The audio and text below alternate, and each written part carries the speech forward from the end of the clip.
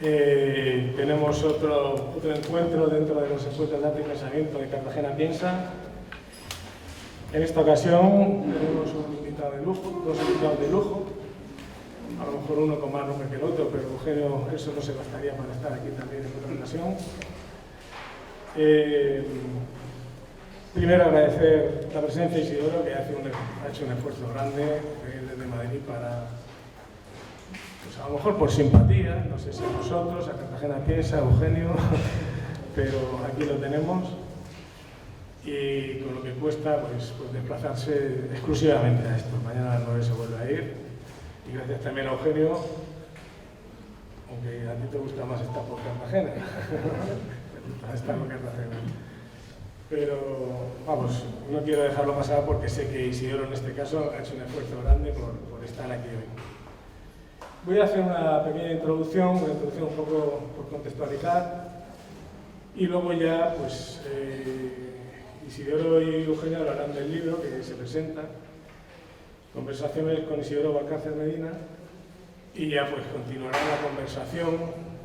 la conversación que tienen aquí, la forma de indagar un poco más sobre quién es Isidoro Valcárcel. Voy a obviar algunas partes de las trayectorias de los currículum porque esto es una cosa con la que se pierde tiempo y que se puede encontrar fácilmente por internet. Entonces voy a ir un poco hablando en generalidades. Sobre todo para los que menos conozcan la personalidad de Isidoro Valcárcel. Isidoro Valcárcel se le considera un pionero del arte del concepto en España, con una trayectoria muy dilatada, personalísima. Exploró al principio de sus inicios la figuración y la no figuración, la abstracción del formalismo, la expresión geométrica, la expresión minimalista, y muy pronto pensó que aquello eran como fórmulas clásicas y quiso ir más allá hasta llegar pues a la dematerialización, ¿no? Sobre la década de los 70 abandona las prácticas pictóricas, para intervenir en espacios urbanos, creando situaciones, intervenciones, lugares, acciones y proyectos alejados por completo del objeto artístico y de los aspectos más comerciales del arte. Una referencia muy citada fueron los encuentros de Pamplona, que fue una especie de fiesta del arte experimental del momento, también fue muy polémica, era una época en el año 72, todavía estamos en el régimen anterior. De ahí también surgieron luego relaciones que llevaron también, creo que al grupo ZAG, ¿no?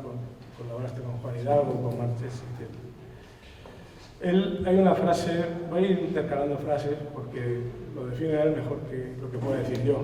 Una de sus frases es, dentro de esta dematerialización, dice: la obra de arte no es el objeto, sino el proceso que ha dado como resultado el objeto.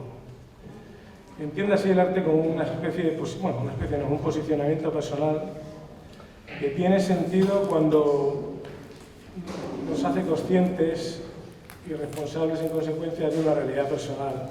Es contrario a la enseñanza académica del arte, porque hay una frase tuya que decía que lo que se enseña en estos sitios es aptitud, ¿no? Habilidades, y no actitud. Y sin embargo es uno de los referentes más citados por los artistas jóvenes, o sea, nuevas generaciones. Él no le gusta clasificarse ni como artista conceptual ni de ninguna manera. Él huye de todo tipo de etiqueta, clasificación. También decía: dime una sola obra importante que no sea conceptual. Referenciaba a las meninas, pero no voy a ser breve porque abrir cualquier faceta de estas, abrir cualquier cosa de estas da para toda, y eso lo tienen que abrir ellos. Porque para Isidoro Valcárcel Medina, en el fondo, todo es susceptible de convertirse en arte, ¿no? Y de alguna manera nos enseña a apreciar lo extraordinario de lo cotidiano. Es un apasionado de muchas cosas, ha mostrado un apasionamiento de muchas cosas y al final lo ha tocado todo, ha interferido en todo. Es un apasionado de la radio, ha hecho algunas radiofonías, como por referenciar un condenado a muerte se ha escapado. Tuvo un tiempo también que se comunicaba en Morse. Solo se comunicaba en Morse. También es un apasionado de cine convencional, que le interfiere a través de distintas experimentaciones, ¿no? También ha hecho un poco pues, algunos proyectos con la instalación reciente que hizo en Logroño de 9 películas y 26 o 27 fragmentos que va casando, los proyectando simultáneamente, bueno, pues por un orden, uno, otro. Tal vez nos lo explique mejor Eugenio, que estuvo como un poco de responsable también en el montaje. Se ha metido en el teatro, hizo una obra, es un autor en busca de 6 personajes, que es una reinterpretación de 6 personajes en busca de autor, de Pirandello. Esto creo que lo representaste en el Centro Andaluz de Arte Contemporáneo, no sé. Exactamente. Sí. Y últimamente, pues, ahí ya tengo menos datos, pues, he denunciado un poco el estado del teatro actual en otra intervención en el Teatro Pradillo. Sí. Creo que fue hace poco también, ¿verdad? Sí, hace muy poco. Muy poco. Sí, sí. Así que apasionamientos varios, bueno, arquitecturas utópicas o no, ha hecho unas torres para que se... ideó unas torres para que se tiraran los suicidas, ha hecho, en fin, la cosa da para bastante, está todo recogido en este libro. Y realmente cada intervención de Isidoro, pues a lo mejor nos puede dejar perplejos o no. Luego, si vamos con ojos de mirar el arte en el sentido convencional, pues nos vamos a quedar descolocados. Pero si uno mira toda su trayectoria, todo lo que ha hecho, todo lo que ha tocado, los libros, la arquitectura, el cine, todas estas cosas, siempre de una enorme coherencia,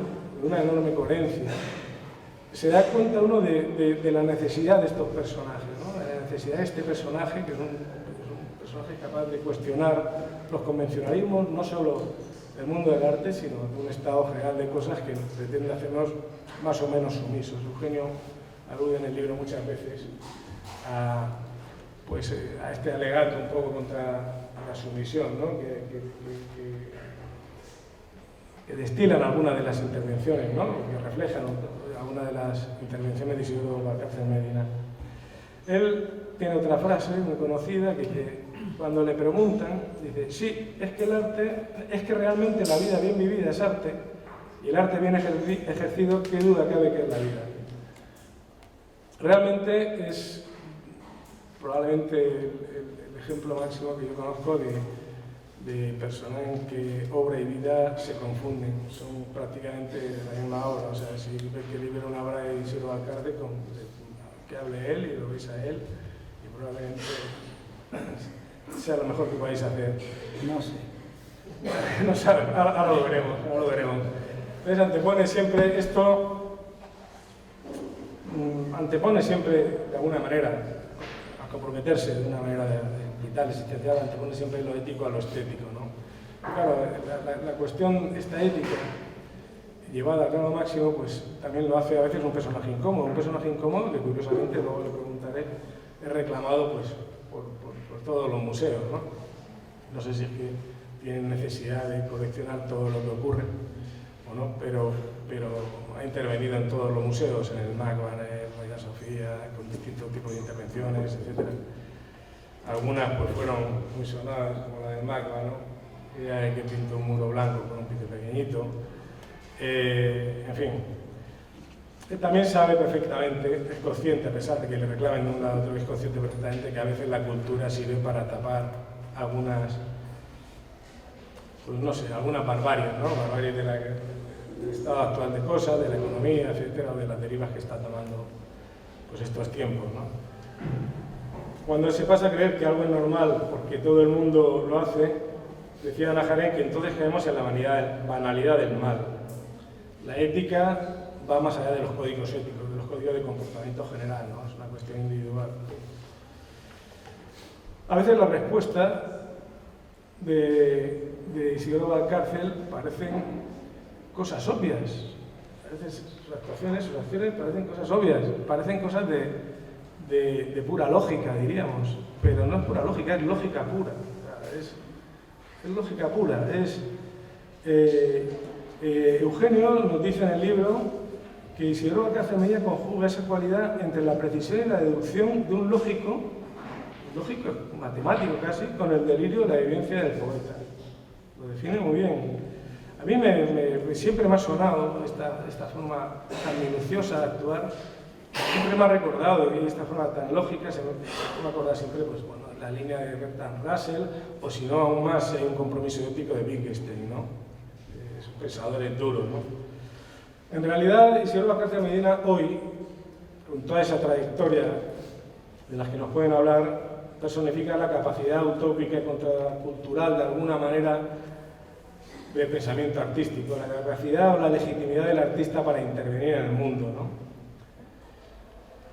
También interviene en el espacio urbano, luego hablaremos de que interviene en espacios concretos, en tiempos concretos, de alguna manera creando lugar, ¿no? Y también, pues de alguna manera, al negar la academia, el museo y el mercado, pues también niega un poco, pues, la coerción un poco de la imaginación, ¿no? De los límites éticos que se perciben en los contextos del arte, ¿no? Si uno entiende que obra y vida son una misma cosa, y sobre todo de una forma de retrospectiva, yo creo que esa es la mejor manera de resumir un poco lo que es Isidoro Valcárcel, ¿no? Más que sus obras desmenuzadas una a una. Y nada, aquí han venido Eugenio y él para hablar de este libro, en el que Eugenio, gran admirador también de Isidoro, hace tiempo, pues hace unas preguntas y Isidoro contesta. Lo difícil es hacer las preguntas, sobre todo de Isidoro, pero vamos, del libro van a hablar ahora ellos. Pues muchas gracias. Nada. ¿Quién empieza? Eugenio, yo creo que sí. Le puedes ir preguntando.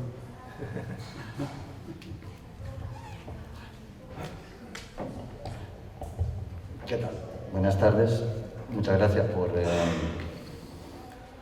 vuestra acogida. A Luis, que es la persona que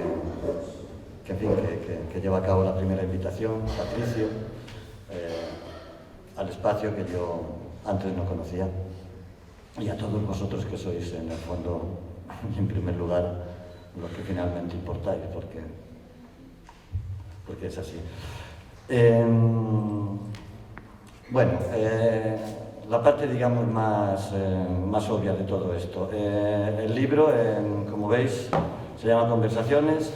Está constituido por solo 3 conversaciones. 2 de ellas son radiofónicas y otra la hice.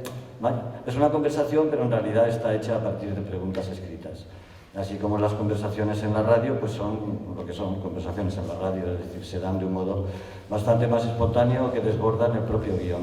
Siempre uno lleva un pequeño guión, sobre todo si se trata de hablar con un individuo como es Isidoro, ¿no? Que te exige de antemano una interpretación para contigo mismo y bueno, pues tienes que estar un poco listo y un poco preparado. Después te das cuenta de que ni yo tenía razón ni él tampoco tenía ninguna razón, con lo cual nos ponemos, digamos, en una situación bastante cercana y bastante próxima, como veréis a continuación. Es un hecho, digamos, clave e importante para bajar del pedestal en donde uno nos ha querido colocar, pero que todos los demás le colocamos, a él como a otros que, digamos, por algunas razones que todavía no conseguimos, digamos, superar, que son las de conceder autoridad allí donde no deberíamos de conceder a nadie autoridad alguna, pero nosotros estamos siempre un poco sometidos a ese tipo de disposiciones y actitudes, ¿no? Como Isidoro además tiene por encima de todo un sentido del humor maravilloso, un sentido del humor realmente cojonudo, pues todo lo hace, digamos, infinitamente más cercano y más próximo. Una de las conversaciones versa a partir de una exposición que hizo en la Galería La Caja Negra de Madrid, que se llamaba Dibujos a lápiz. La exposición consistía en lo siguiente. La galería le invita a Isidoro a intervenir, porque Isidoro no tiene obra. Le invita a intervenir. ¿De qué modo puede intervenir Isidoro en una galería? Pintando las paredes de la galería. ¿Qué hacen las paredes de la galería? Lleva a cabo lo que es un dibujo del que él después puede, digamos, precisar más datos, ¿no? A lo largo de un mes, ocupando el tiempo de trabajo conforme a lo que son las horas laborales que cualquier trabajador puede tener en una oficina o en otro espacio. Esto es un hecho crucial, no es un hecho extravagante, que forma parte de una actitud, de una dinámica que está en Isidoro de forma constante. Y de hecho el precio que cobra no es el precio de un artista, es el precio de un trabajador. No sé si sería más o menos que un trabajador al uso, como cualquiera podamos ser, más o menos, pero en todo caso no es la tarifa de un artista. Es algo que sucede, por ejemplo, también que sucedió cuando hizo la intervención en el MACBA a la que se ha referido antes Luis. Le piden obra para la colección del MACBA. ¿Cómo va él a presentar una obra si no tiene, digamos, en ese sentido? Pero si él se ofrece, le han invitado. Para Isidoro la educación es uno de los valores primordiales en los que debemos de constituirnos como humanos, y lo ejerce ese valor, ¿no? Educadamente corresponde, y lo que hace es pintar una pared, o no sé si fue todo el cuarto o un lienzo del cuarto, de blanco, con un pincel del 8, ¿no? Exacto. Con un pincel del 8, exacto, ¿no? Eso fue en lo que consistió la obra. Dicho esto, puede parecer un hecho anecdótico, como tantas otras cosas de las que vamos a hablar, pero ya me adelanto, ya me a eliminar, digamos, cualquier idea del anecdótico que podamos extraer de las actividades o de las acciones de Isidoro. No tienen nada de anecdótico. Lo que es una afrenta a la opulencia, es una reivindicación de lo económico, de la economía, es decir, de la economía en el sentido estricto del término. Hacer lo máximo posible con el menos esfuerzo posible. Bueno, sí sería al revés, pero eso que nos lo aclara también el Isidoro. En fin, una de las conversaciones, como digo, versa a partir de esa exposición. La exposición no deja de ser nada más que una excusa, más o menos, para ahondar en aspectos que son los que uno cree que identifican el hacer de Isidoro. La segunda conversación se sostiene a partir de un libro suyo maravilloso que se llama Rendición de la hora. Y me quedo aquí callado para que él diga exactamente qué es lo de rendición de la hora, y después sigo yo con esto, porque si no voy a coger la palabra y no le voy a soltar. Bueno, gran parte de lo que han dicho mis predecesores es exagerado, ¿eh? De modo que espero de vosotros que tengáis el criterio suficiente, sobre todo para una vez que me oigáis deslindar qué es lo exagerado. Sí, la rendición de la hora, bueno, pues es que es una cosa muy elemental, y que da la casualidad de que ahora, en estos momentos, se ha puesto en trance. Es sobre el hecho de cambiar una hora de golpe a un cierto día y luego cambiarla al revés otro día y también de golpe.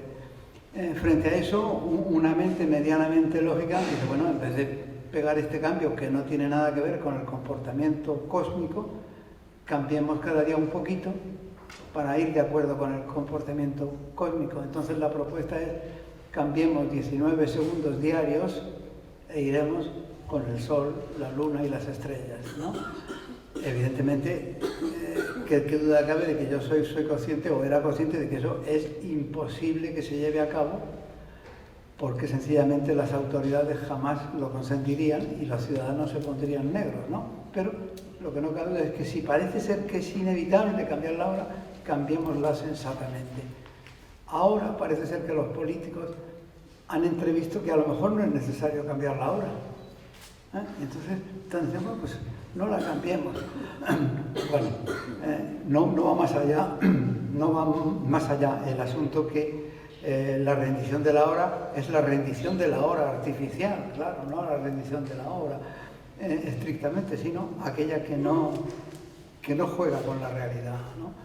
En ese sentido, pues estoy de acuerdo con lo que ha dicho Eugenio, de que para mí una preocupación grande es estar dentro de la órbita, por así decirlo, aunque aparentemente mis propuestas sean un desmadre y absolutamente fuera de órbita, ¿no? Aparece, ¿no?, ya en esta, digamos, en este primer ejemplo, ¿no?, de lo que es esa forma de abordar los hechos, de abordar las cosas, aparece ya también esa otra columna vertebral de las tres que yo siempre trato de identificar con Isidoro. Una es, como he dicho, el sentido de lo económico, el sentido de la economía, tal y como más o menos ha quedado perfilado, ¿no? La que se asocia a ella y que se colige también de las palabras de Isidoro es la siguiente. Isidoro no se va por las ramas. Isidoro interviene en lo tópico en el sentido espacial del término, es decir, en el lugar sobre el que ha de llevarse a cabo la acción. Cuando Isidoro lleva a cabo la acción sobre el lugar, digamos, determinado por él o elegido por él, o que de pronto se le aparece o se le ha presentado, quiere decir que extrae de él, reconoce en él todos los pliegues posibles que le conforman, que conforman a ese lugar, que conforman, digamos, a esa pared tópica, ¿no? Es desplegar y seguir desplegando, digamos, el pliegue que conforma la parte siempre menos visible o que a nosotros no se nos hace visible de aquello sobre lo que está indagando. Aquí es donde aparece también a lo que se ha referido antes Luis de la labor, la obra del lógico, así es como yo también concibo a Isidoro, con la tarea visionaria del poeta. Claro que Isidoro va a decir, este hombre sigue exagerando, pero no, en realidad no exagera. En realidad,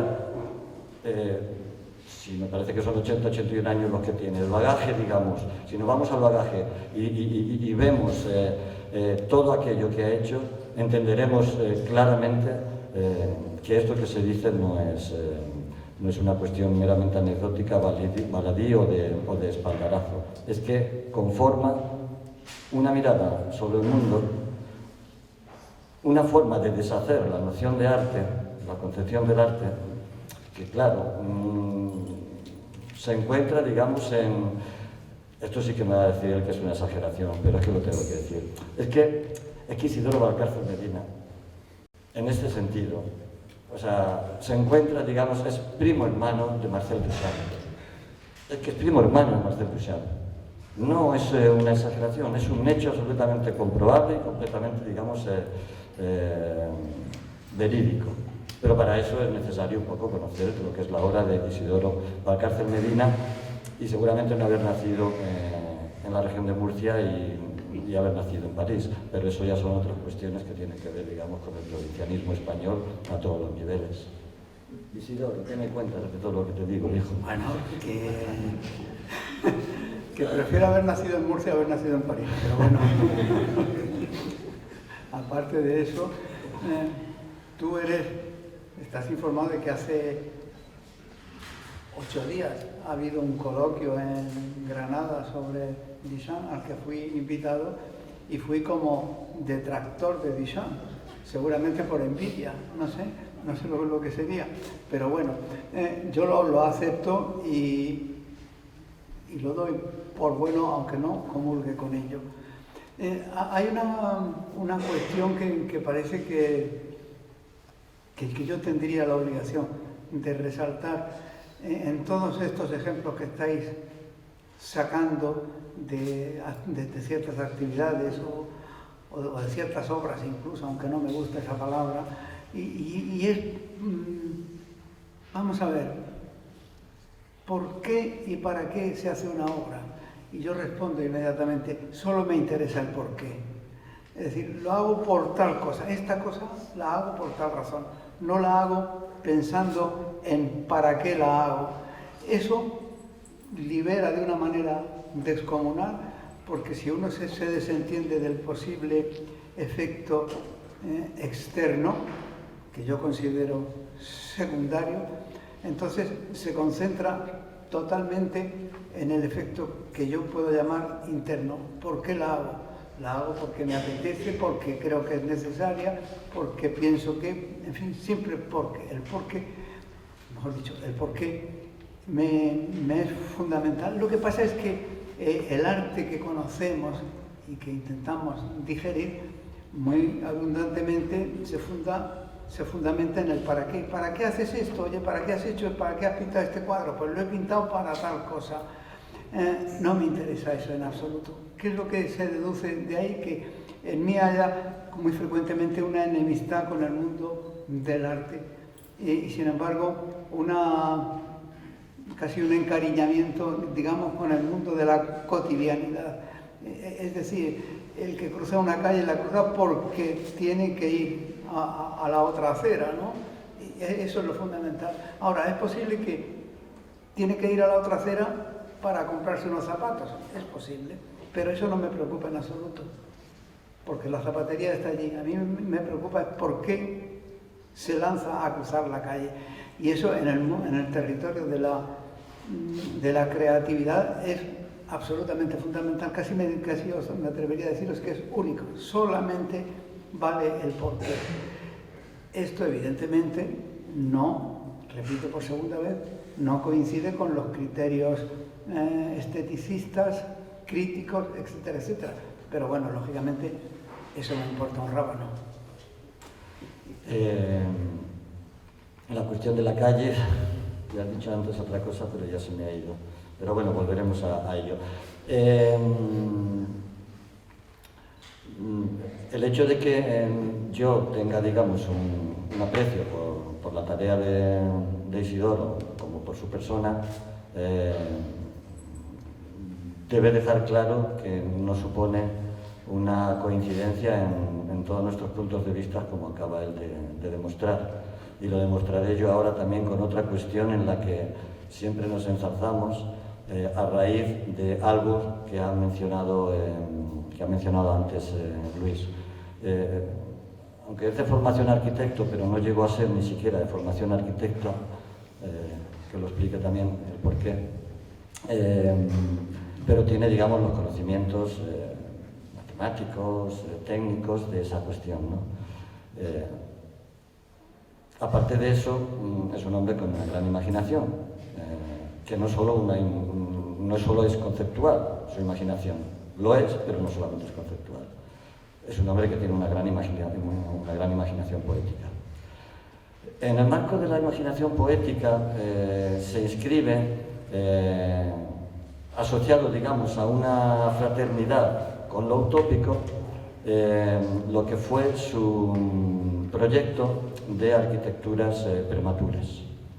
Arquitecturas prematuras que algunos insistimos en que tienen un contenido utópico que Isidoro niega insistentemente, como lo va a hacer ahora en un rato. Y ahora que siga con el asunto. Sigue. Sigue ya. Sí. Creía que ibas tú a facilitarme más el camino. Bueno, te lo facilito. No, bueno, La creación de una torre para suicidas es uno de los proyectos de las arquitecturas prematuras. Uno que hoy adquiere, digamos, una dimensión completamente realista, que es otra de las columnas vertebrales que le conforman. Después insistiremos qué es eso de realismo en él, ¿no?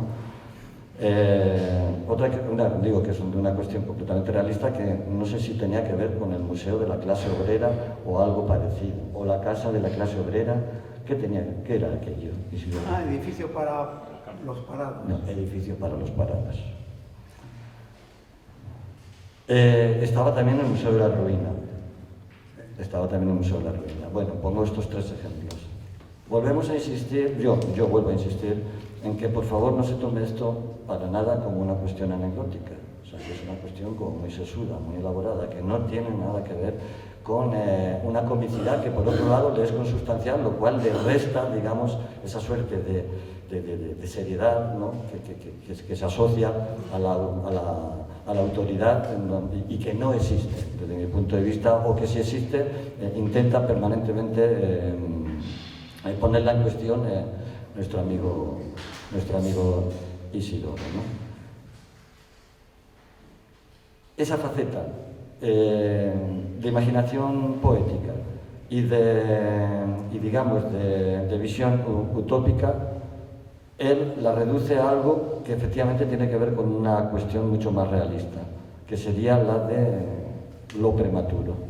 Y si él puede explicarnos lo que quiere decir, pues mejor será que lo diga él. Bueno, prematuro sabéis todos lo que significa. Es decir, es aquello para lo cual todavía no ha llegado su hora, en un cierto sentido. O sea, un niño prematuro es el que nace antes de que debiera nacer.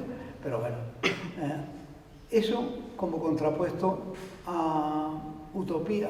Los utopistas a mí me molestan mucho porque generalmente, primero, no responden ante nadie, lanzan un delirio y se quedan tan contentos.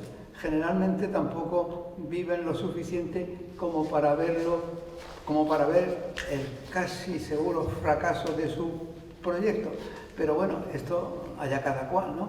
Sin embargo, yo eso pues pretendía contraponer lo prematuro, es decir, esto soy consciente de que se anticipa a su momento, pero como las pruebas son tan flagrantes de que estaría bien que ocurriera, yo lo propongo y hago un proyecto de lo prematuro, más que un proyecto prematuro. No es un proyecto prematuro, sino un proyecto de algo prematuro. En ese sentido, pues los ejemplos que ha puesto Eugenio, pues sí, en fin, sabemos que hay suicidios en un porcentaje como 15 veces mayor a lo que se conoce, ¿no? Pero eso está ahí solapado, pero los suicidios existen y bueno, allá cada cual, ¿no?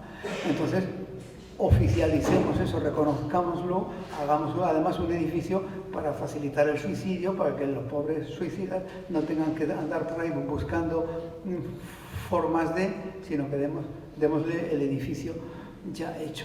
Lo que pasa es que ese edificio, como ha insinuado tanto Luis como Eugenio, pues tiene matices que se pueden tomar casi como sarcásticos, pero que al mismo tiempo son impepinables. Es decir, en ese edificio, es una torre de 13 plantas, hay una clínica de asistencia de urgencia. Imaginemos que el suicida no se remata y hay que atenderlo, ¿no? Pues, ¿por qué hay que ir a un hospital? No, está allí la clínica.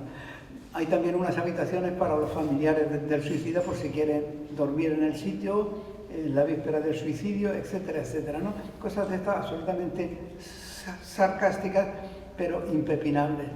Y ha nombrado también Eugenio el Museo de la Ruina. Claro, para eso hay que ser enemigo de los museos, como lo soy yo, ¿no? Entonces, construyamos un museo, ya que parece ser, se ha acabado un poco la fiebre, pero parece ser que estamos necesitados de museos y todo el mundo o todos los lugares se las agencian para tener su museíto, ¿no? Entonces construyamos un museo de la ruina, un museo mal construido, un museo que incluso corre el riesgo de venirse abajo mientras se construye, porque está intencionadamente mal construido, con pobreza en el hormigón, con mal aparejo de los ladrillos, etcétera, etcétera, etcétera, ¿no? Bueno, este museo dice, bueno, pues esto es un riesgo enorme. No, este museo tiene, en su plan de construcción, tiene un elemento fundamental, y es que los obreros que lo construyen nunca están debajo del museo.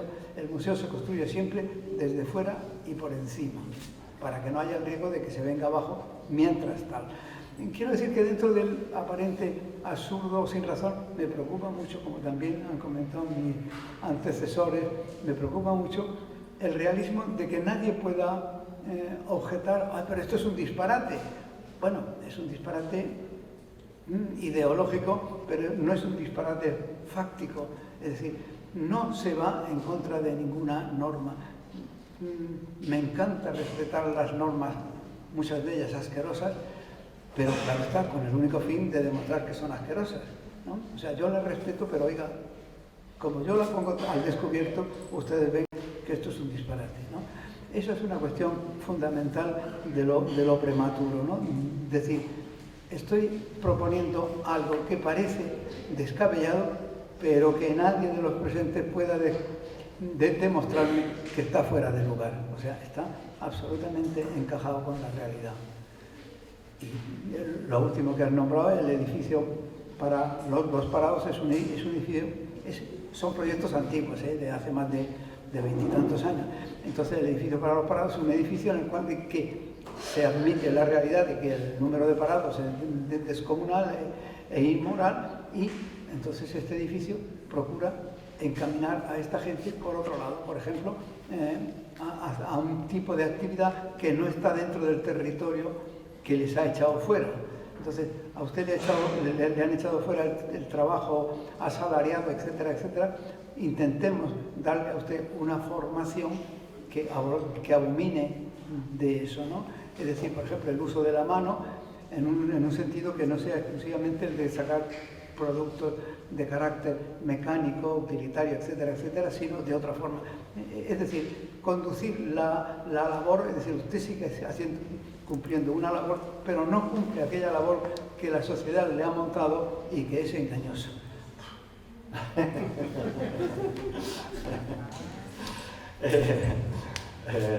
No sé si se adivina de las palabras de Isidoro otro de esos aspectos que a mí me hace aprender, ¿no? Pues cada vez que me acerco, digamos, a sus tareas, ¿no? Es el sentido de la gratuidad. No deja de estar en relación precisamente con lo que ya hemos nombrado de esa concepción que él tiene de la economía o de los actos, digamos, puramente económicos, ¿no? Bien, la cuestión de la gratuidad, ¿no? Es ahí donde también, digamos, aparece y queda remarcado muchas de sus intervenciones, no pocas, hechas de un modo completamente anónimo. Solamente lo hemos sabido cuando más tarde él o lo ha comentado y al comentarlo, lo que somos registradores de Isidoro, pues vamos y lo ponemos en palabras. Son muchos los casos. A costa de repetirme, que lo hago, pero no ante ustedes porque es la primera vez que hablo, mencionaré, por ejemplo, una de esas intervenciones. Alguno igual ya la conocen, ¿no? Isidoro decidió en un momento determinado irse a una estación de tren, bueno, más que una estación, un apeadero de tren inútil, por donde el tren no pasa, con el único propósito de estar allí durante todo el día, 8 horas, vamos a poner 8 horas, pudieron ser 10, pudieron ser 7, vamos a poner 8 horas, con el único propósito de que cuando pasaban los trenes, que por la vía, digamos, circulan, pero que no pasan en el apeadero, con el único propósito de saludar a la gente que por allí, o sea, que va en los convoys.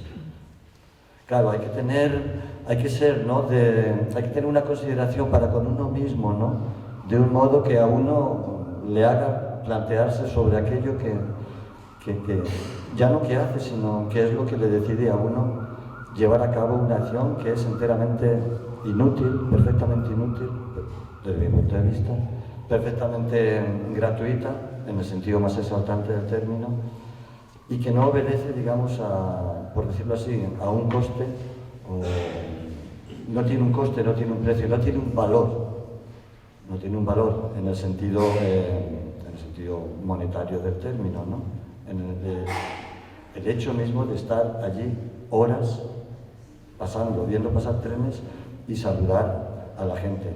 Tendrá una utilidad, que de pronto alguien que va en el tren ha podido ver a un individuo que está saludando ahí. La utilidad mayor sería la de que ese alguien hubiera vuelto a coger otro tren y lo hubiera vuelto a ver al propio individuo que saluda allí en la estación. No es el caso, pero sí se dio en otra situación que contaremos a continuación. Pero bueno, yo lo que quería era destacar y que Isidoro pueda comentar lo que de cierto o no cierto tenga la cuestión de la gratuidad en muchas de sus intervenciones.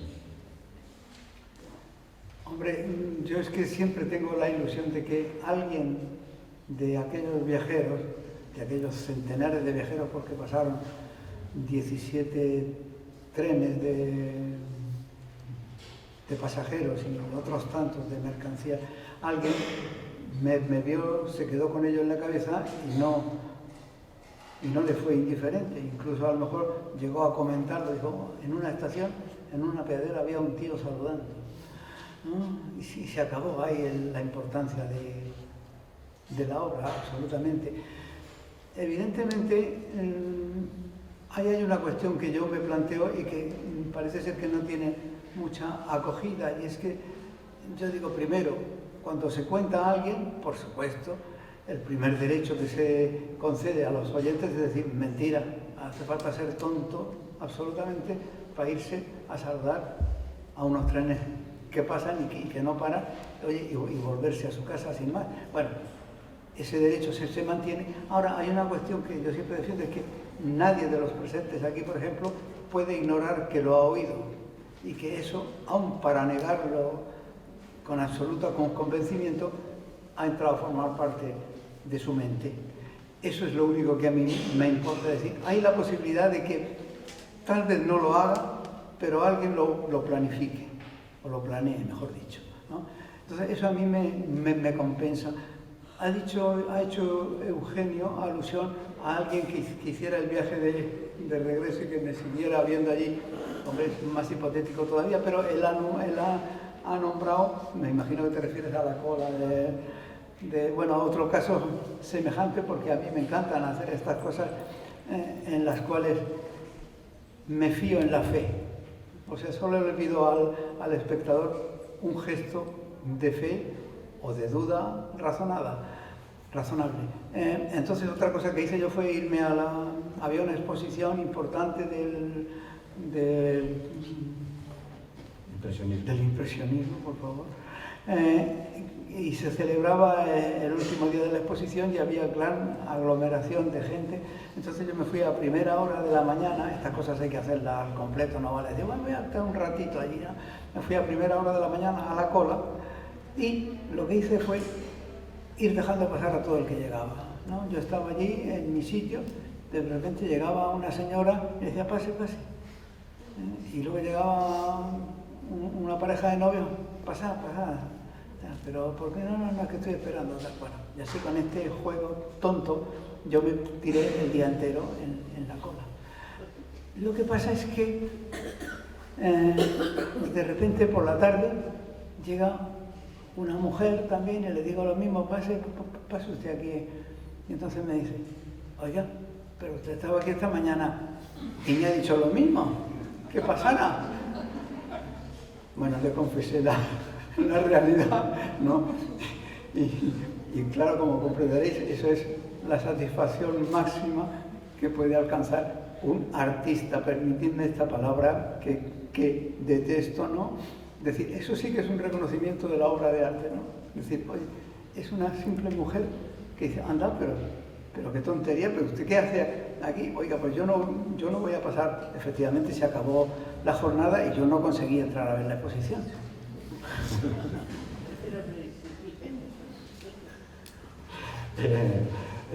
No sé, veis, en esto está, digamos, ese sentido de la gratuidad, esa perfecta, digamos, maridaje, ¿no? con lo inútil, en el sentido de lo antiproductivo. No hay que esperar, ¿no?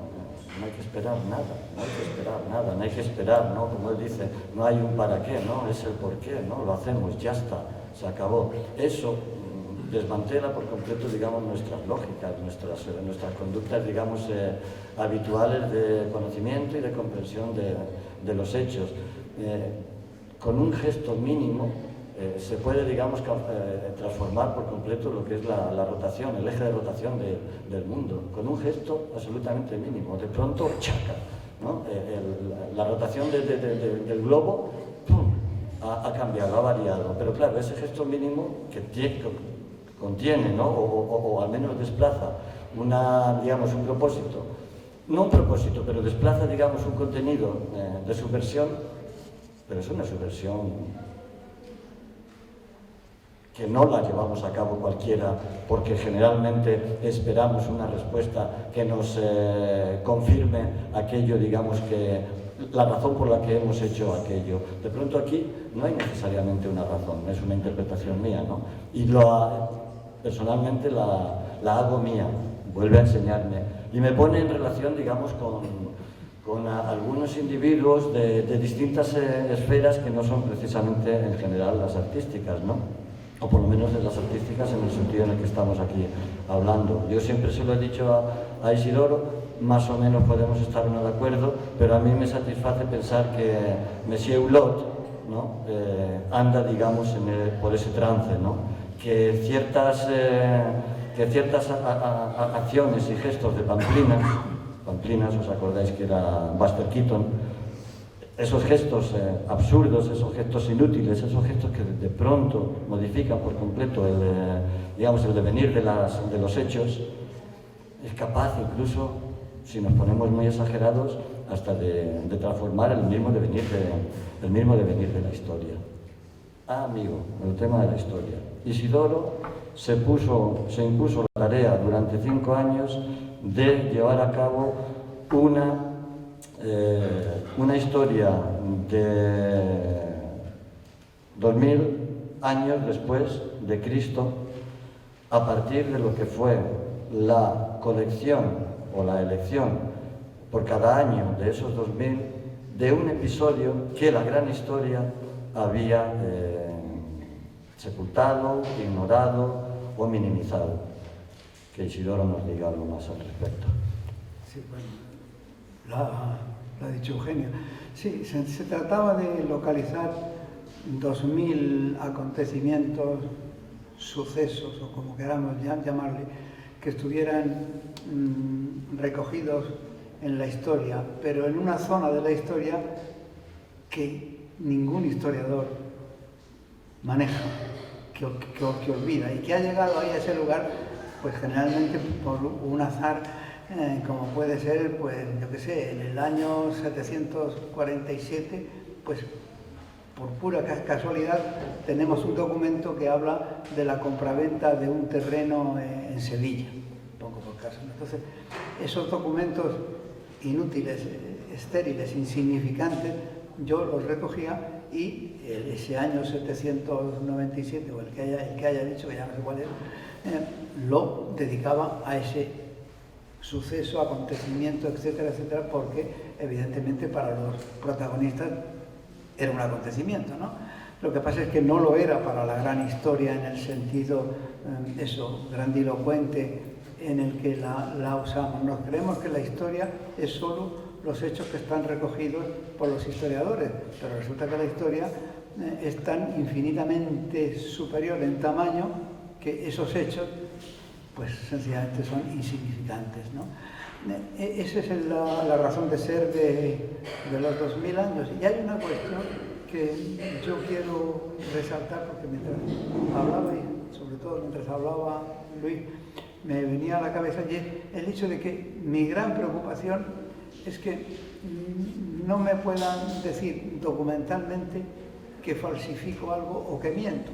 Que lo piensen, me parece estupendo, pero yo necesito tener siempre la prueba de la realidad. Esto entra en contraste con una cuestión, porque podréis decirme, ¿por qué no te hiciste fotografías en el apeadero? Bueno, porque es que, como os he dicho antes, yo ahí confío en la fe. Pero cuando no ese es el caso, es el caso de la historia. Por ejemplo, yo quiero tener siempre la prueba de lo que me diga, oye, eso es imposible. En el año 797 no pudo ocurrir eso porque resulta que no sé qué, no sé cuánto. Entonces yo poder enseñar a decir, no, sí, está aquí, en el libro tal o en la recopilación cual, ¿no? Eso es para mí fundamental y, por supuesto, me importa poquísimo la trascendencia del acontecimiento histórico que yo recojo. En fin, eso es una cosa que me preocupa. Lo único que me apetece es, pues eso, dar en las narices a los historiadores, decir, oiga, que ninguno de ustedes habla de esto. Vamos a ver, tú antes has hablado de que lo importante es el porqué. El porqué o el qué. También hay una frase tuya que dice, el arte es toda acción consciente y responsable. Yo no sé, corrígeme tú, pero he tenido unas reflexiones parecidas. Voy a poner un ejemplo muy fácil. Alguna vez lo escribí, un ejemplo muy fácil. Si uno levanta una piedra, eso es un encuentro, algo que te encuentras. Ves lo que hay, te encuentras lo que hay, tal. Pero si la levantas por segunda vez, probablemente estemos haciendo ya algo. Si la levantas por segunda vez. Si la levantas de una manera determinada la tercera vez y metes formas de hacer las cosas, estamos ya casi en el campo de la estética. Hemos pasado del porqué, de alguna manera lo vamos adornando según nuestra manera. Si ponemos 3 piedras seguidas, lo digo porque alguna vez he escrito reflexionando sobre esto, de alguna manera estamos marcando una dirección y una cadencia. Una cosa tan tonta como poner 3 piedras seguidas, marcamos una dirección y una cadencia, pero de alguna manera también condicionamos, somos conscientes de que condicionamos lo que entre esas piedras ocurre. Yo no sé si tú te mueves en ese ámbito, pero a mí a veces me da la sensación de que, claro, ya solo faltaba que te dijeran esto, ¿no? Que me recuerda un poco, pues como el chamán, ¿no? Del que hablaba John Berger, en el libro del Paleolítico, ¿no? Que veía que las cosas estaban ahí antes de estar ahí, ¿no? Lo primero es el descubrimiento, me parece que tenga una actitud, que tú también lo has vivido muchas veces. Pero la segunda vez, cuando haya una acción consciente y responsable, es arte. La segunda vez que levanto la piedra es arte. No sé si la cosa puede ir por ahí. Vamos a ver, solo faltaría que se pretendiera hacer el arte mal, intencionalmente mal. Hombre, si te pones manos a la obra, hazlo lo mejor que puedas. Pero hay un móvil previo, es decir, las piedras si tú las pones pretendiendo hacer una recta, por ejemplo, para poner el ejemplo más sencillo, ¿no? Colocar 3 piedras, a ver si están en línea recta, lo primero que haces es mirar así, que es la forma más fácil de ver si están en línea recta, más que si miras en picado. Claro, por supuesto que lo hace para que estén en línea recta. ¿Para qué estén en línea recta? Indudablemente. Ahora, es que el cuerpo a ti te pedía poner unas piedras en línea recta. Lo que sería absurdo es que el cuerpo te pidiera poner unas piedras en línea recta y tú hicieras así. ¿No? Eso es una tontería. Entonces digo, hombre, ya que tengo el deseo, ya que hay un porqué que es poner piedras en línea recta, voy a ver si consigo ponerlas en línea recta. Entonces ahí te esfuerzas y con el fin de hacerlo bien. No te digo a cualquier tal, sino sí, de acuerdo, hagámoslo bien, pero porque quiero hacerlo. No porque viene muy a cuento esto, fíjate, de lo que acabo yo de decirte. Hombre, yo me podía haber hecho fotos en el apeadero o incluso filmar una película de 8 horas en la cual nadie pudiera decir, oye, es mentira, porque yo diga, chúpate la película a ver si es mentira, ¿no?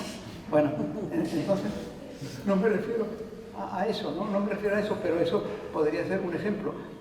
Es decir, que se trata de hacerlo bien, qué duda cabe, que prefiero las obras buenas a las malas, las obras de arte incluso. No me refería exactamente a eso, no me refiero al hecho de poner las 3 líneas, que además se hace de las 3 piedras en línea que se hace de una manera consciente. Yo digo porque se hace de una manera consciente y responsable, sabes lo que estás haciendo.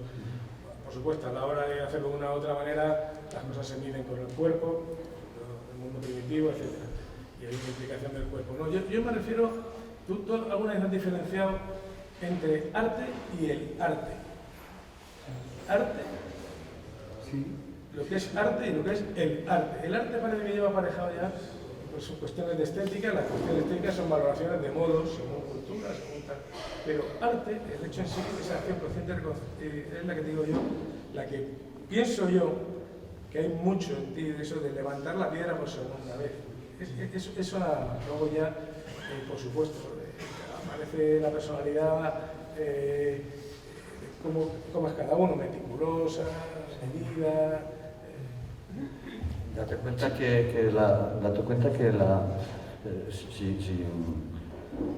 si definiéramos lo que significa la palabra arte, es algo así como una acción retrógrada de trabajo antiguo. También puede ser levantar una piedra. No sería lo mismo. No, con esto quiero decir que le he quitado la palabra a Isidoro. Con esto quiero decir que yo sé que estamos aquí para hablar del arte y que al fin y al cabo, por las razones que sea, pues estamos metidos, digamos, en esa esfera que algunos sentimos con verdadera simpatía y hasta con repudio, simplemente, y para ser sinceros, ¿no? Fíjate que a mí me cuesta mucho, pero muchísimo, bueno, en realidad ya no me cuesta nada, pensar que, y yendo a contracorriente del propio Isidoro, que Isidoro sea un artista o que Isidoro sea alguien que esté, digamos, que forme parte de lo que es eso que llamamos o que convencionalmente se llama arte. Yo tengo he tenido siempre muchísimas dudas, pero cada vez tengo más certezas de que no forma parte de ello, de que se sitúa en otro terreno, en otra esfera. Es una cosa que ha excedido, digamos, la concepción de lo que se llama arte, que es algo que ha quedado vencido por sí mismo. Hoy podemos asistir a múltiples exposiciones, en lo único que vemos es algo epigonal y completamente exangüe, y además hecho fundamentalmente por catálogo. No, eso no tiene nada que ver con el arte. Pero con esto lo que quiero decir, sobre todo y por encima de todo, es que yo creo que Isidoro es un pensador, es un ensayista, más que un artista, ¿no?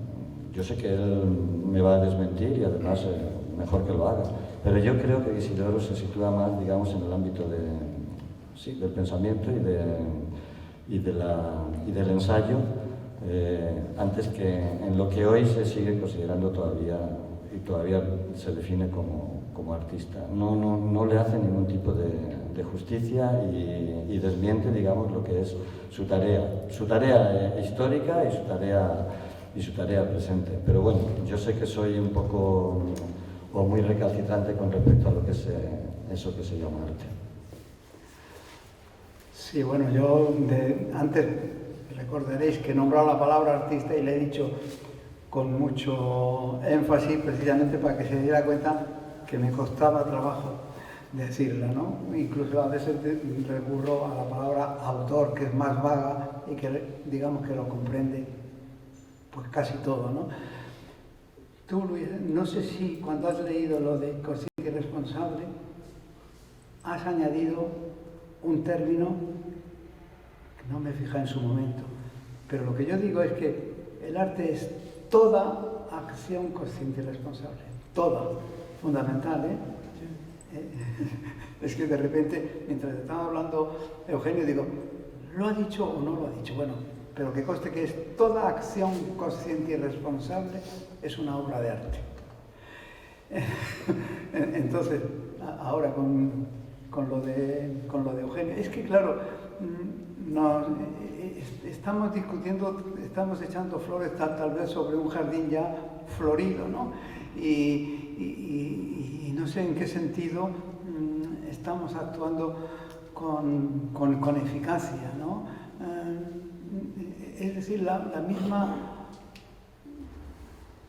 manía o tirria que le tengo yo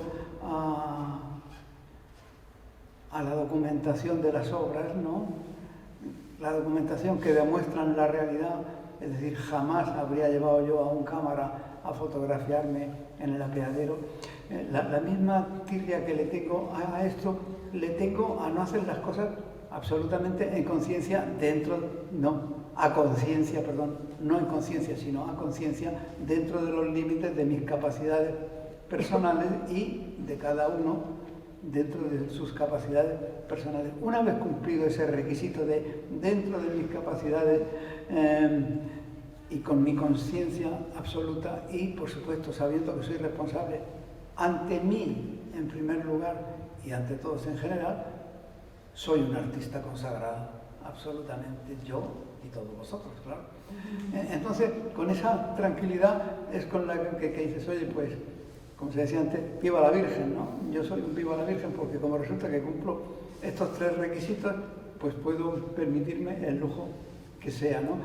Esto para mí es importantísimo y me lleva muchísimas veces a que, claro, ante mí se ha ocurrido varias veces el hecho de que estoy hablando con alguien que dice, hombre, este es un artista y además es un artista importante, pero claro, es que lo que hace no es importante, ni pertenece al arte, ni nada de eso. ¿Qué hacemos con este individuo? ¿Y por qué habrá llegado a tener consideración?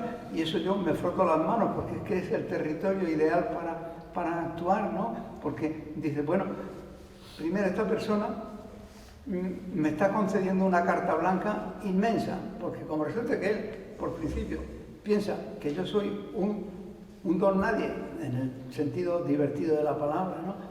Digo, pues, ¿qué quiere decir? Que yo puedo actuar como un don nadie, o sea, que puedo hacer eso que he dicho antes, tengo manga ancha, puedo salir por aquí o por allá, y siempre esta persona considerará que estoy metiendo la pata, lo cual es una honra. Precisamente, Eugenio, de lo que has dicho, lo siento, me daba la razón. Lo siento. Precisamente cuando yo digo, basándome en esto, en toda acción consciente y responsable de lo que es arte, es precisamente, hablo de ese chamán, de ese personaje en el que se juntaban, o sonían, curiosidad, ciencia. Al principio no había una separación clara entre arte, entre los científicos y los artistas, los filósofos, etc. Esa ha sido una división posterior. Entonces, ese momento primero de crear, de ver el mundo, de crear, de observar, de actuar sobre el mundo, es al que yo me refería, por eso decía, solo faltaba que te llamáramos chamán, no artista, chamán. Y llamarlo, he dicho muy claro, digo, y a partir de ahí, de que empiecen a entrar en los modos, las valoraciones de terceros o de quien sea, es cuando empezamos a hablar ya de estética y de todo lo que... De todas maneras, el arte es una cosa que se utiliza de todas las maneras posibles, a veces a favor, a veces en contra, a veces no lo queremos ni ver, a veces estamos, en fin. Precisamente por eso yo me quería remitir a ese antes. Tú antes hablabas de algo prematuro, antes, previo a tal, pues yo me quería referir a ese antes, a una actitud en la que a lo mejor el personaje que actúa de esa manera no hay que catalogarlo como un artista, sino como un chamán o como bueno, lo que antes era una mezcla de filósofo, poeta, artista, etc., ¿no? Era simplemente curiosidad por el mundo y hacer cosas en el mundo. Antes has dicho varias veces que falta interés, digamos, en documentar al menos determinadas cosas, ¿no? Pero yo sí que sé que tienes interés en testimoniar. No sé qué diferencia estableces entre lo que es documentar y testimoniar. Sí, bueno, documentar es más torpe, testimoniar es más noble, digamos, ¿no? Yo me estaba refiriendo a la manía esta de los artistas de documentar lo que han hecho, ¿no? Y llevar el dossier o el catálogo para demostrar que son artistas, ¿no? Evidentemente, el testimonio está por encima de eso, ¿no? Es decir, el testimonio deja una huella en el autor que el documento no deja, el documento no añade nada, si acaso información externa, pero el testimonio sí deja una huella y es casi imposible imaginar a un autor de una obra comprometida cuyo testimonio no se haya incrustado en su interior y se manifieste, pues en la forma de beber un vaso de agua, ¿no? Yo eso no me ha pasado por la cabeza el que se pudiera confundir testimonio con documento, aunque los documentos se tomen como testimonio.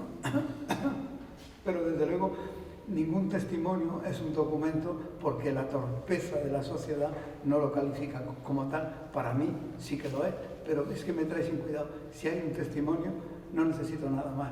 Y ese testimonio, pues, florece. Como había hablado antes de las flores también, florece porque sí, porque es inexcusable. En fin, no sé. Yo que pienso que estamos filosofando ya. Bueno, está bien. ¿Cómo? A unos niveles nada divertido, seguramente. A lo mejor están aquí los presentes. ¿Estos de qué hablan?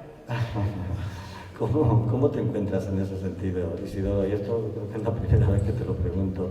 ¿Cómo te ves en ese caso a ti mismo, que, digamos, tomando partido más por el testimonio que por el documento, al fin y al cabo eres una persona que ha sido documentada, en lo que yo, por ejemplo, tengo bastante culpa, ¿no? Por ejemplo, ¿no? ¿Cómo concibes eso? Porque claro, estamos hablando al final de 60 años de tarea, ¿no? En la que de pronto uno se encuentra en la disyuntiva de negar aquello, no de negar, sino de enfrentarse a aquello que de algún modo ha negado, pero que sin embargo, en lo que sin embargo ha contribuido de un modo digamos, no deliberado, pero formal, al menos. Sí, evidentemente que se contribuye formalmente en muchos momentos a aquello que se critica, ¿no? Se contribuye a engrandecer aquello que se critica, que duda cabe. Tal vez incluso conscientemente y buscándose tal vez la escapatoria de decir, bueno, esto es una vez, esto lo hago una vez, pero ya no lo volveré a repetir. A lo mejor existen cosas de ese tipo, yo desde luego las detesto. Ahora bien, hay por encima de eso, creo yo que por encima de eso, una actitud no quiero decir testimonial, vamos a decir, para facilitarlo, de comportamiento, que deja claro que no es por ahí por donde tú quieres ir. Es decir, mi enemistad, no es enemistad, pero mi distanciamiento de las instituciones oficiales del arte, y cuando digo del arte me refiero exclusivamente al arte oficial, mi distanciamiento lleva emparejada o aparejada un comportamiento absolutamente respetuoso. Es decir, yo puedo llegar y decirle al director de un museo, realmente lo que tienes aquí contribuye al empobrecimiento de las mentes, pero yo respeto tu comportamiento porque responde a aquello que la sociedad dicta como comportamiento del director de un museo. ¿De qué manera digo esto? En el sentido de decir, tú lo estás haciendo muy bien, lo que pasa es que lo que se te pide está muy mal y tú lo respetas y lo haces. Ahí viene a cuento un poco lo que he insinuado antes, ¿no? Es decir, no hay nada que me encante más que entrar en los territorios que detesto. Las bibliotecas me gustan mucho, o sea, lamento estar en un sitio que me gusta, ¿no? Pero imaginemos que estuviéramos en un sitio que yo detesto, ¿no? Yo estoy ansioso porque un ministerio de estos absolutamente hortera que tenemos me pidiera una obra, ¿no? Me dije, oye, ministerio de, yo qué sé, de cultura, por ejemplo. Haznos una obra para el hall del ministerio, ¿no? Me encantaría porque, claro, yo entraría allí con todo respeto, como creo que se debe hacer, respetaría todas las normas, me dijeran de 2,20 por 1,40, yo haría una cosa de 2,20 por 1,40, etcétera, etcétera, pero llegaría un momento en el cual, claro, tendría que saltarme esas reglas y además saltármelas lo más disimuladamente posible para seguir siendo acreedor a la gracia que me hacen, ¿no? Entonces, en ese momento está para mí lo fundamental. Tú sabes perfectamente que yo he presentado a las Cortes un proyecto de ley, ¿no? Evidentemente el ciudadano tiene derecho a legislar, lo que pasa es que nadie lo practica, pero bueno, yo presenté un proyecto de ley a las Cortes y imagínate lo dificilísimo que es para mí redactar según la normativa legalista de las Cortes Supremas, ¿no? Pero bueno, es una cuestión que se aprende. te coges los libros, lo aprendes dónde hay que poner comas, donde hay que empezar con mayúsculas, donde hay que poner puntos y aparte, etcétera, etcétera, y terminas redactando impecablemente respetable. Lo que pasa es que cuando yo presenté eso a las Cortes, claro, en el momento en que empezaron a leer la segunda línea dijeron, oye, pero esto no podemos admitirlo, ¿no? Porque es que resulta que la pintura hay que venderla por metro cuadrado. O sea, esto es imposible. Entonces, ahí hay que meter la cuña, siendo además impecable incluso en lo que aborrece, ¿no? Dice, yo detesto esto, pero qué bien me lo paso metiendo la cuña según ellos quieren, es decir, con la normativa que ellos quieren, ¿no? En ese sentido, lo de el respeto es fundamental. Es fundamental. Es decir, claro, es que recuerdo una vez que yo fui invitado precisamente por presentar un proyecto de ley, fui invitado a las fiestas de la Constitución, el 6 de diciembre, que viene pronto, ¿no? Allí en Dani. Entonces yo fui, pues, vestido de ciudadano que va a un acto social con mi corbata, mi traje lo mejor posible, etcétera, etcétera. Pero de repente aparecieron allí un grupo de punkis que habían sido invitados también y que tienen todo el derecho de TEI, pero que fueron incapaces de disimular que eran punkis, porque iban vestidos de la manera más extravagante, más estrafalaria, tal. Claro, no los podían echar porque los habían, en fin, iban cubiertos y los habían invitado. Pero entonces yo digo, bueno, este individuo no tiene más forma de manifestarse que la vestimenta. ¿Te das cuenta? Entonces, y ahí hay una cosa que, es decir, no respeta el formalismo del sitio o las formalidades del sitio al que va y al que ha sido invitado, con tal de demostrar que él es diferente. No quiero decir superior, digamos simplemente diferente. Y eso a mí me revienta enormemente. Ahora, ¿qué pasa? Que yo en aquel acto de la festividad de la Constitución hice una encuesta entre los diputados, los congresistas y, en fin, al público tal. Y en esa encuesta yo preguntaba, ¿qué está para usted antes? ¿El arte o la ley? Y ellos, pues la mayoría decían, no puedo contestar porque soy diputado, tal y cual. En fin, salían por la tangente, pero quedaban al descubierto. Decía, hombre, resulta que viene uno aquí haciendo el esfuerzo de vestirse elegantemente y claro, y no le puede preguntar nada a estos tíos. Bueno. A ver, a propósito de esto, bueno, no sé si igual estaría bien abrir un turno de palabra, ¿no? Porque llevamos ya un recorrido largo y yo creo que mejor que el público se pueda expresar, ¿no? Sí. Me ha parecido estupendo el mito de Valcárcel,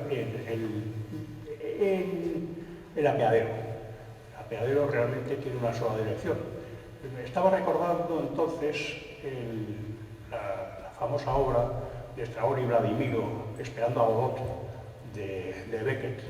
Pero en esa encrucijada realmente había, como tal encrucijada, dos vías, una perpendicular a la otra. En este caso, y no respetando la vestimenta del acontecimiento, Valcárcel tenía que estar desnudo en el apeadero, esperando a Godot. Hoy no vendrá, pero mañana puede que sí. Solo podía venir en una dirección y escapar en otra. Entonces, o te viene de frente o de perfil. ¿Es absurdo o deja de ser absurdo ese planteamiento?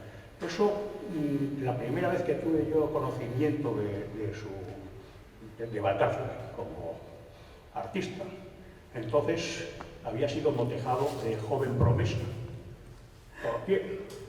Pues por don Víctor Dors, que a la sazón era catedrático de Estética y Composición en la Escuela de Arquitectura de Madrid. Tenía dos profesores auxiliares, que eran Ignacio Gómez de Liaño y Ramón Garriga. Ajá. Y don Víctor nos puso un poema del absurdo, como examen. Dijo, esto hay que dibujar en alzado, en sección, en planta y a escala. carajo, y era un poema totalmente absurdo. Pero la reacción fue horrible y yo, no sé, no me indigné, pero me pareció absurdo. Entonces me levanté a entregar la papeleta, yo no puedo entrar, no estoy preparado para esto. ¡Quietos todos! Este señor está aprobado porque esto era una provocación y tal, y la culpa la tiene Valcárcel. Fue la primera vez que tuve miedo social. Por Dios. Y pregunté, ¿y ese quién es? Un joven que promete. ¿Está quedado grabado? Sí. Y se lo... Es amigo mío. Estoy encantado con tu intervención. Me encanta ser culpable.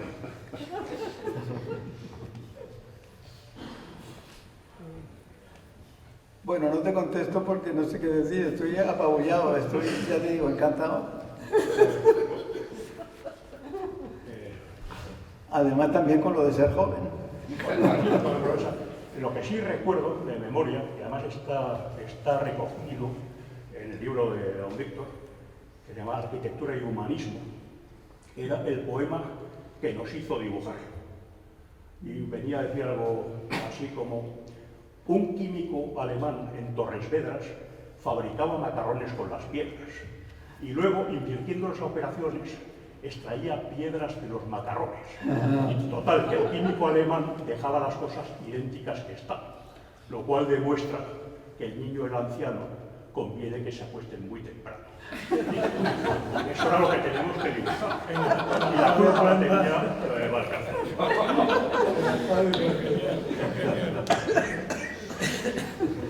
Precioso.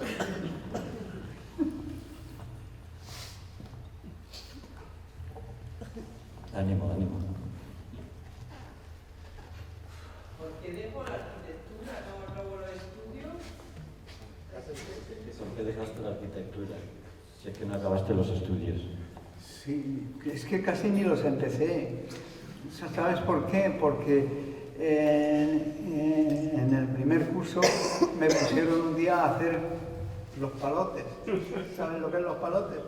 O sea, a tener letra de arquitecto con la misma inclinación. Entonces pensé que aquello no podía ser divertido, porque si salgo del bachillerato, mejor dicho, de la enseñanza primaria del bachillerato, y me meto en un sitio y me dicen hacer palotes, en fin, que por eso lo dejé. Es una razón profundamente filosófica también, ¿eh? Pero en cambio hace unos planos muy bonitos, ¿Qué dices? Que entonces haces unos planos muy bonitos, que sin embargo Es que no hay por qué hacerlo según unas normas, no hay por qué tener un tipo de letra. Claro, es que lo bonito es amplísimo. Lo malo es cuando te dicen lo bonito es esto. Ahí está el problema.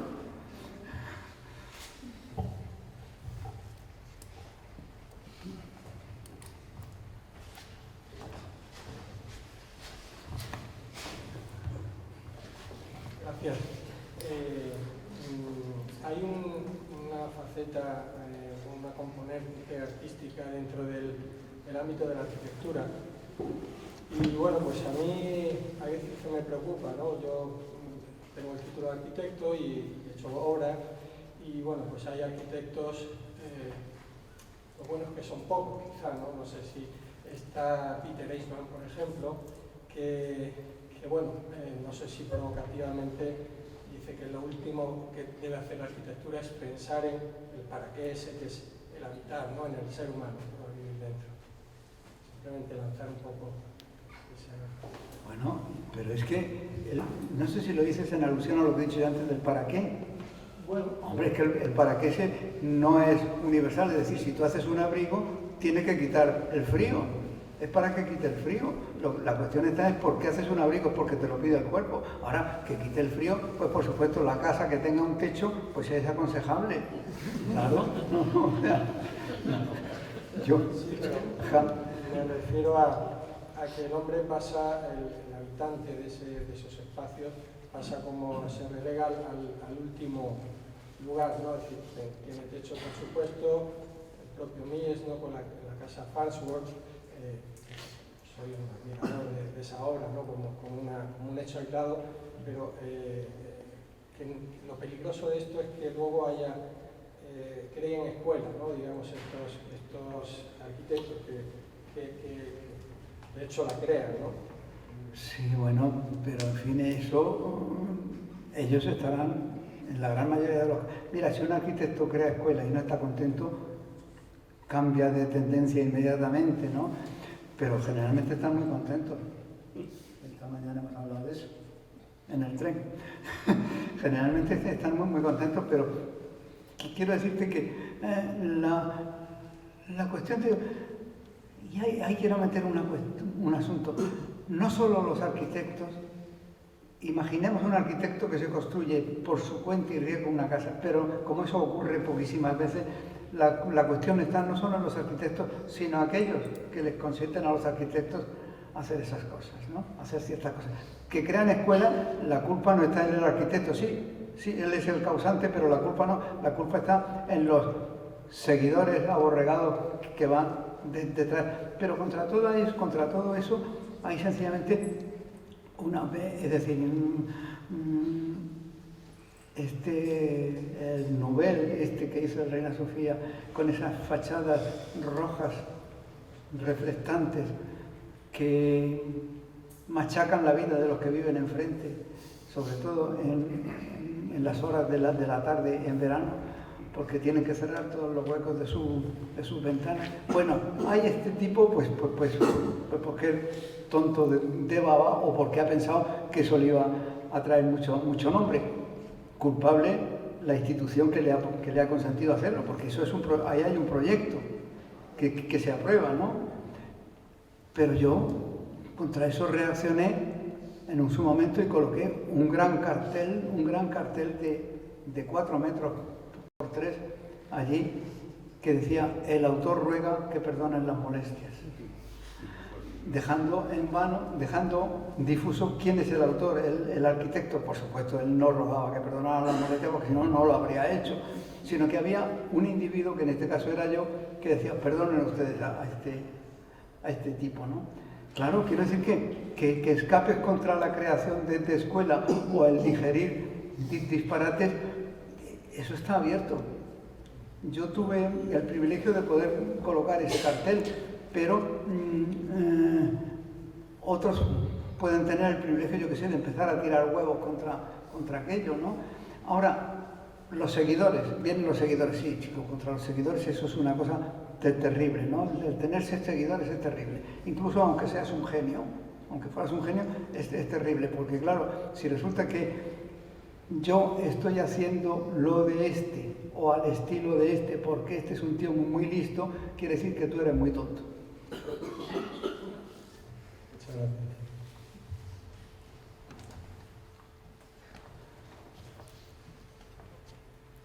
En el año 70 y algo fue que le pusieron a Isidoro un teléfono. En el año 70 y algo. 73. 73. No tiene nada que ver con lo que estábamos hablando. Tiene que ver con actividades, digamos, de Isidoro. En el año 73 le pusieron a Isidoro por primera vez un teléfono. Y se le ocurrió llevar a cabo, se le ocurrió una idea que llevó a cabo, que fue elegir al azar una serie de números de teléfono tomados de la guía amarilla,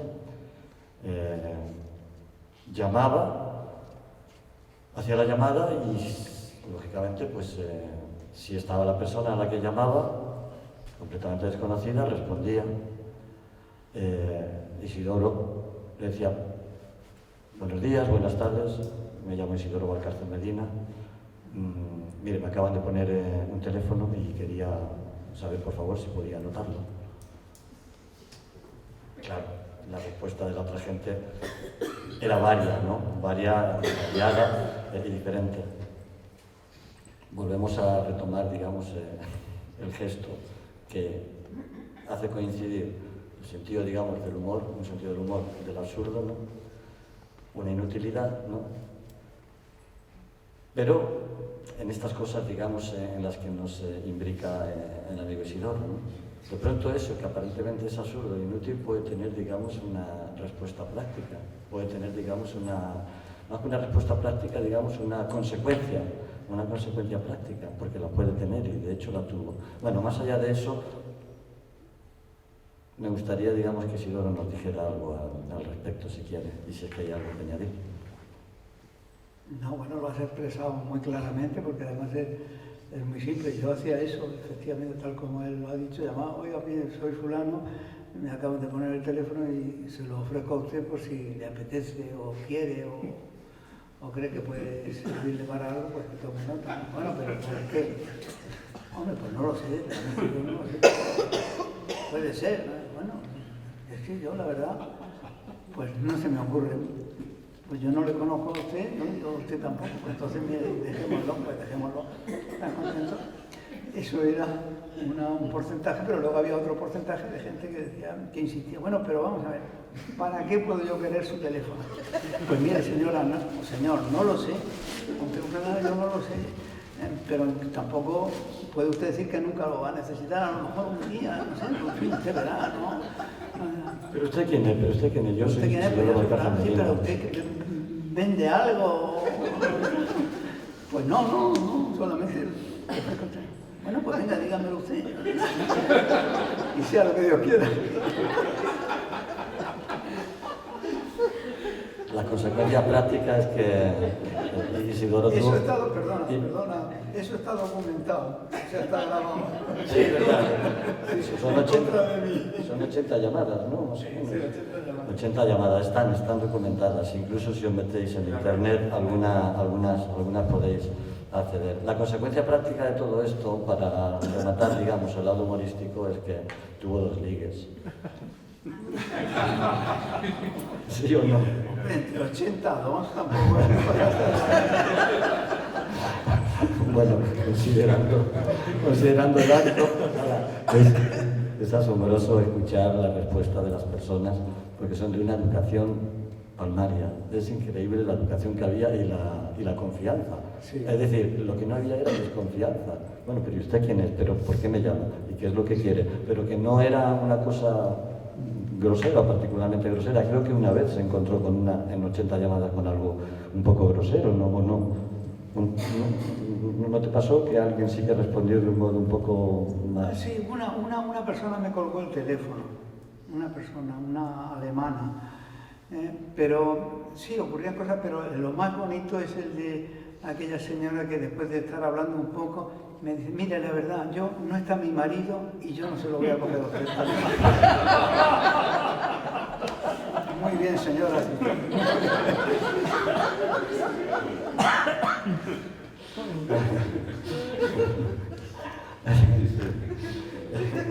Isidoro es un apasionado del cine. Bueno, es un apasionado primero de la radio.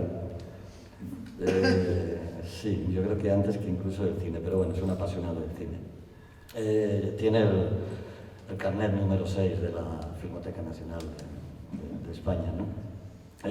Ha sido un cinéfilo de estos de que se iba por las mañanas a ver los programas dobles cuando estaba ya viviendo en Madrid a todos los cines. Se ha recorrido los cines enteros de Madrid, ¿no?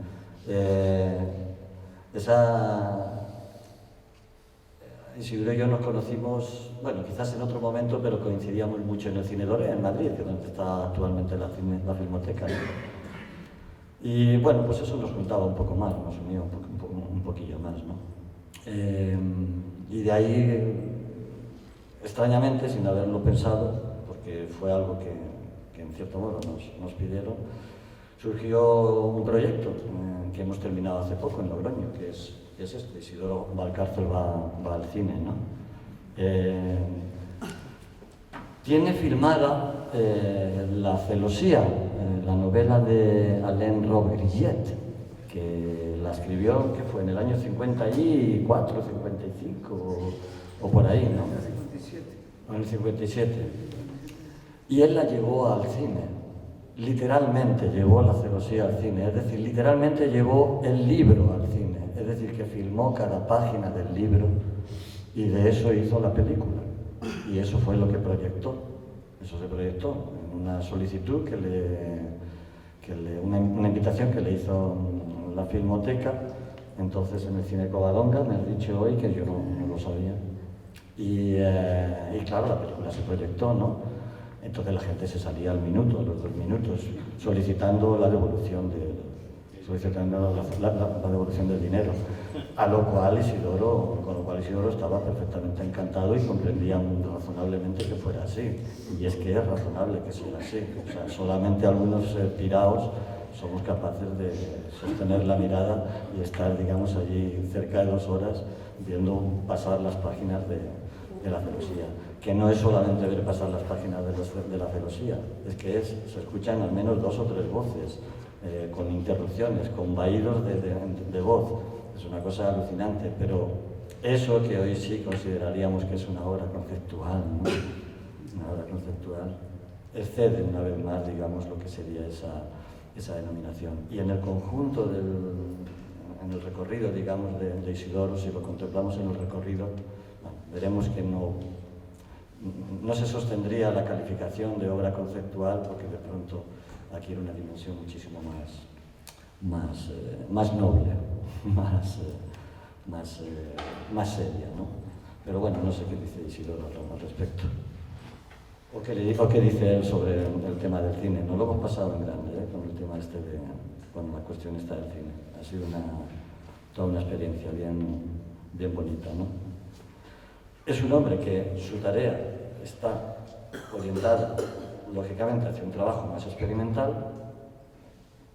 Volvió a aparecer, digamos, la esquizofrenia de Isidoro. Nunca te había llamado esquizofrénico, perdóname.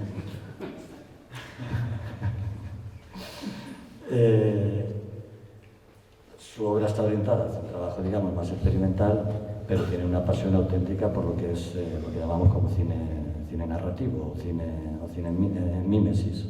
Y de hecho seleccionamos como 9 películas y de cada película 3 secuencias, y películas eran como Un extraño en mi vida. ¿Hay un extraño en mi vida era? Sí. Un extraño en mi vida, que era la de Richard Quinn, ¿no?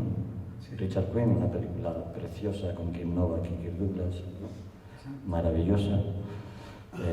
O películas como Viaggio in Italia, la de Te querré siempre, ¿no? de Rossellini. Pero también estaba la película Muta in Baló, la de Jim Jarmusch, o Banda aparte, ¿no? Con la que nos divertimos mucho, además, ¿no? Viendo las secuencias, ¿no? Es decir, una gama de películas muy diferentes que podían haber sido otras tantas. Entre ellas había 2 que son dos cuyos personajes me han seducido particularmente a partir de Isidoro, porque fue él el que me hizo notar, digamos, lo que estos personajes eran. Una era la del general de la Rovere, también de Rossellini, con Vittorio De Sica, y la otra es la de París bajos fondos, que era de Becker, ¿no? Jacques Becker, ¿no? Con Serge Gianni y Annie Girardot. No, Annie Girardot, no, la rubia, la mujer de Yves Montand, la compañera de Yves Montand. Simón Signoret. Bueno, el caso es que hay ahí 2 personajes cuya determinación les lleva, digamos, a lo fatal, ¿no? Pero es una determinación que no se hurtan, sabiendo que les lleva, digamos, a lo peor, ¿no? Esa cuestión de la determinación me parece que está precisamente en Isidoro, quizás sin llevarlo al dramatismo al que les llevan, digamos, esos personajes, pero sí que está en Isidoro, y está desde el principio hasta el final, pasando incluso por las partes, digamos, más contradictorias por las que ha podido pasar, pero esa determinación ha estado ahí, esa determinación de estar, digamos, allí, ¿no? De ponerse a una distancia, ha estado allí. Yo sé que lo que digo es elogioso, pero quiero que sea elogioso porque creo que merece la pena. No sé si lo que pensará al respecto. Sí, que a mí esos 2 personajes me encantan, ya te lo dije desde el principio, pero vamos, de ahí a imitarlos tampoco es eso. No por la consecuencia fatal. He entendido lo que dices. Claro. Es decir, si estos 2 personajes los interpretáramos desde el punto de vista antes que estábamos hablando y de lo que decía Luis, ¿no? De que el arte es toda acción responsable y qué más, No, Consciente. lo decía y consciente. O sea, el arte es toda acción responsable y consciente, eso puede conducir a la propia muerte. Y eso nos metemos en un terreno ahí de filosofía del copón. No sé si hace falta, ¿no? Pero sí que puede conducir a la propia muerte, solamente por el rechazo y la negación que eso supone, ¿no? Que ello conlleva. ¿Ya hemos terminado? No, más o menos. Tenemos que cerrar a las 10, son menos 20. Sí. Y me supongo que querrán a lo mejor que firméis algún libro de eso. Hombre, si nos importa. Bueno, tenéis aquí esto. Pues nada, muchas gracias por venir. Gracias a los compañeros de Cartagena Piensa. Gracias. Y muchas gracias, Isidoro, por el esfuerzo y a Eugenio también. Eugenio pasa mañana, aprovecho, es un magnífico poeta, hemos hablado mucho de Isidoro, pero Eugenio es un magnífico poeta. Pasa mañana en la librería esta, La Montaña Mágica, va a leer del último libro que ha sacado, Era Moscoso. Así que os animo. Oye, yo también os invito. Os animo. Yo también os invito. Ya sé que tenéis empacho con el Deslinde, ha durado una semana y hay empacho de poesía, pero merece la pena. Pero también aseguro que va a ser completamente distinto. Muchas gracias. Sí. Tiene un rato... Muchas gracias.